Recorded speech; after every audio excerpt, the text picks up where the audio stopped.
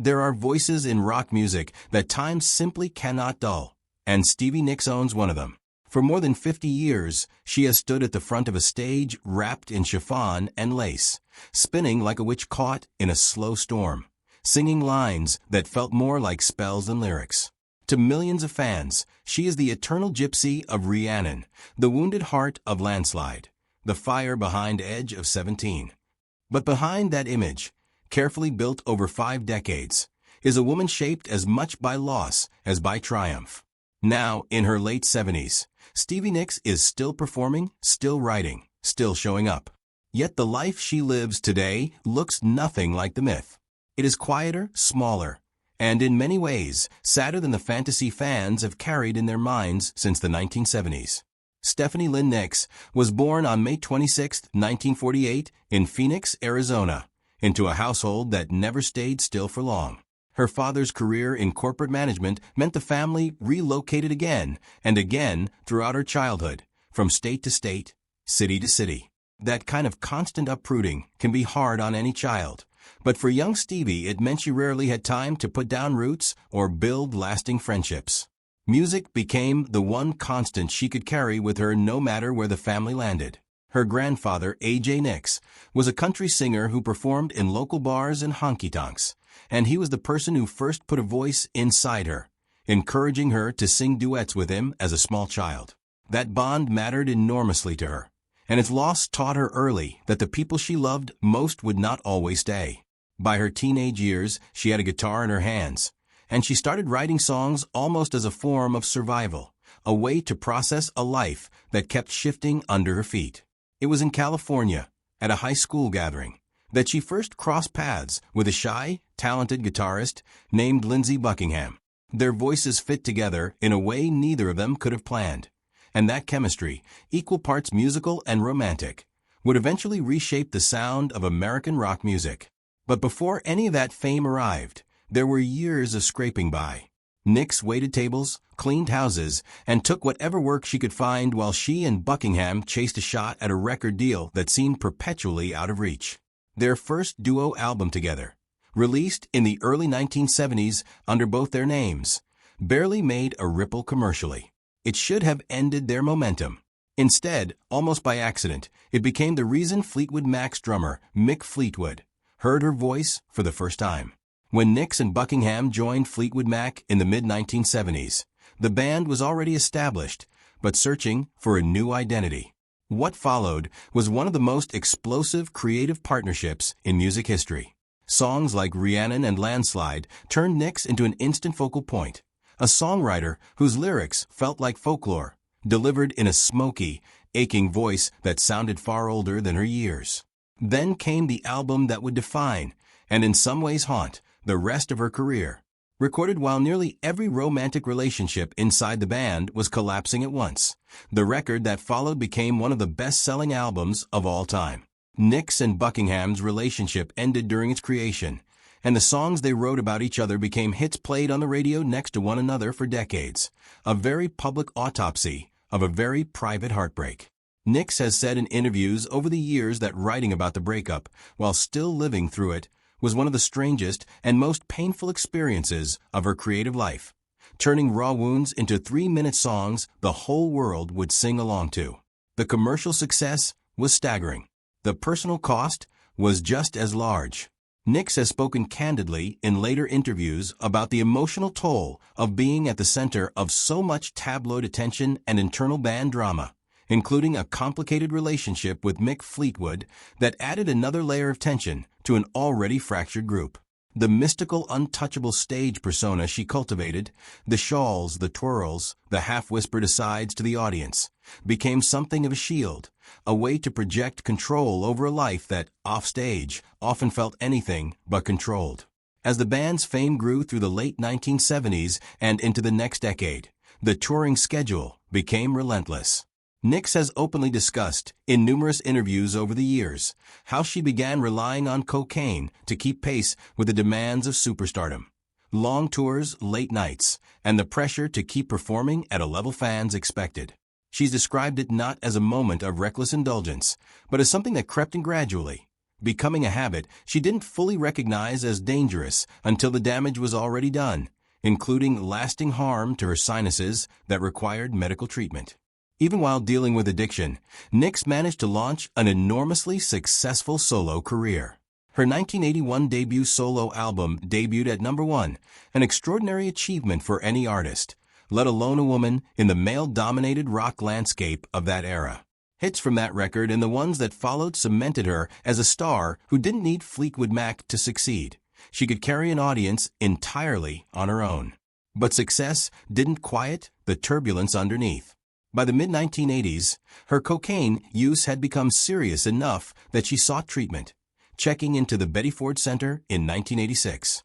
What came afterward, however, turned out to be almost as difficult as what she was trying to escape.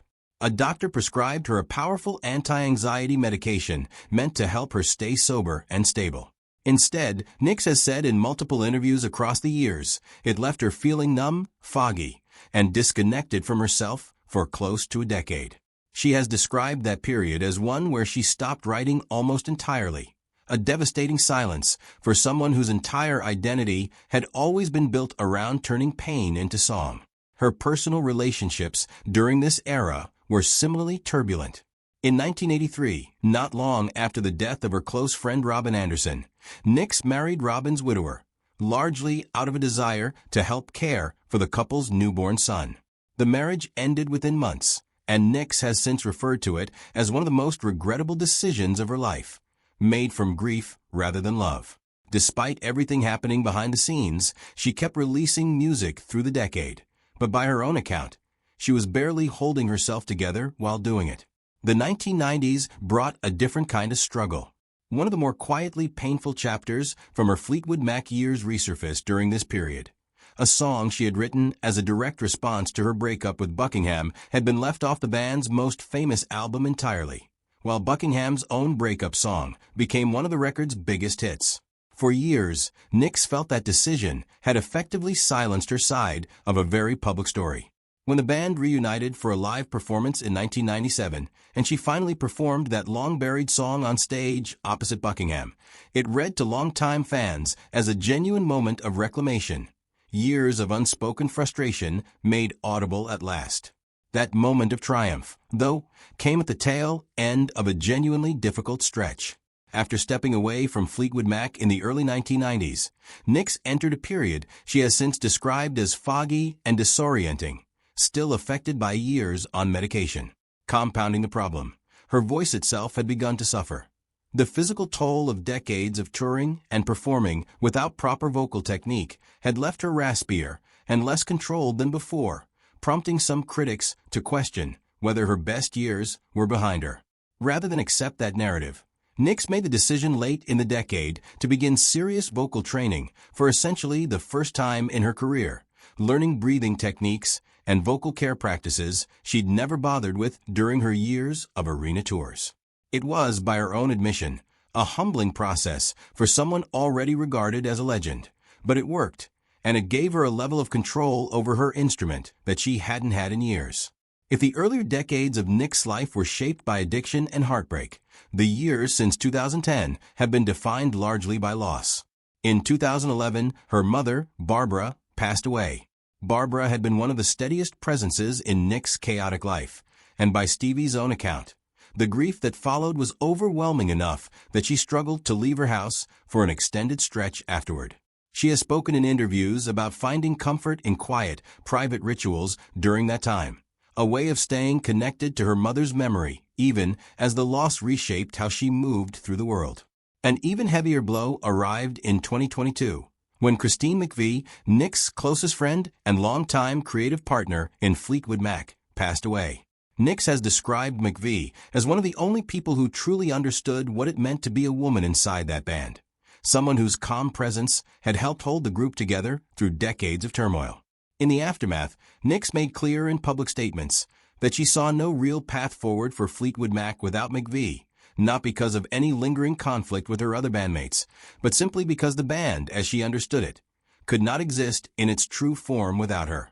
That loss effectively closed the book on Fleetwood Mac as a functioning group, ending an era that had defined most of Nicks' adult life.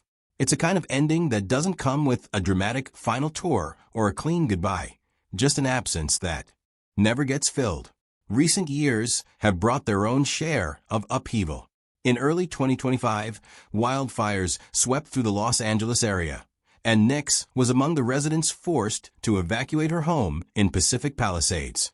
She has since spoken about spending roughly 3 months living out of a hotel room while the fires and their aftermath were sorted out, an unsettling, rootless stretch of time that she has connected directly to the mood and title of the new music she has been working on. That new project, referred to publicly as the Ghost Record, has become one of the most anticipated and most rumor-plagued releases of her later career. Nicks has described it as a set of unusually direct, autobiographical songs, a departure from the layers of metaphor she has typically wrapped her lyrics in.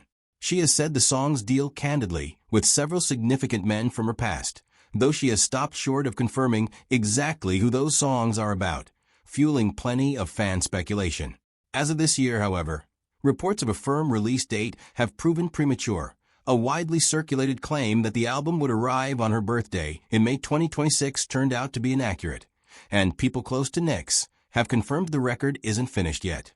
It remains, for now, a project still very much in progress, more than a decade after her last album of original material.